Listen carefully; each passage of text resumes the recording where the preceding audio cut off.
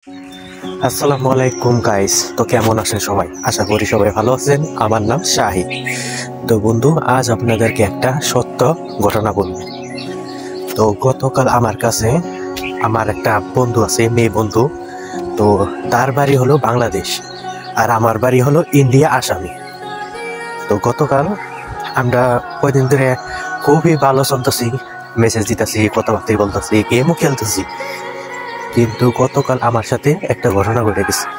সেই ঘটনা কি, যাওয়ার রেখে আমরা এক স্কোয়াড র্যাঙ্ক খেলতেছি।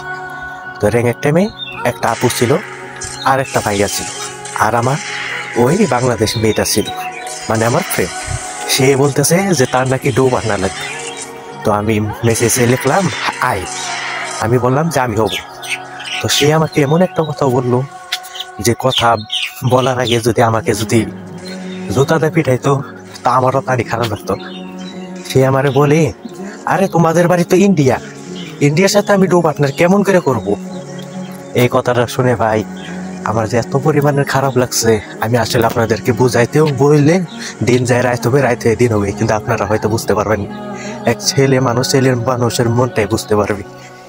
তারপর ওই গ্রুপে ওই যে বললাম না একটা ভাইয়া আছে, তো সেই ভাইয়া বললে যে আমি হবো ডো পার্টনার।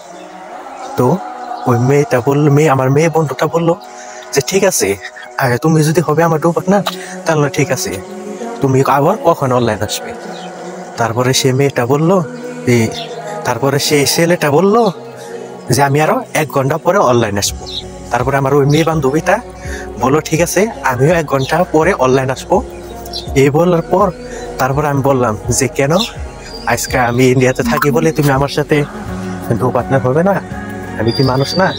আমার কি আল্লাহ বানায় নাই? আমি কি প্লেয়ারটা খারাপ? তারপরে অন্য একটা আপু গ্রুপে এটা চালু, যে বললাম একটা আপু আছে, পরে আপুটা বললো যে এটা কে? তো আমার ওই মেয়ে বন্ধুটা বললো যে অগো বাড়ি ইন্ডিয়াতে, ইন্ডিয়া আসামে। তো বললো যে ও, যে বললো যে ওর তো বানাম তো হয় নাই।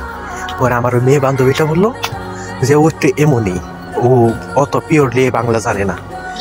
আপনারা হয়তো ভাবতেছেন যে ইন্ডিয়ার মানুষ তো হিন্দি কথা বলে, তাহলে আমি বাংলা কেন বলতেছি?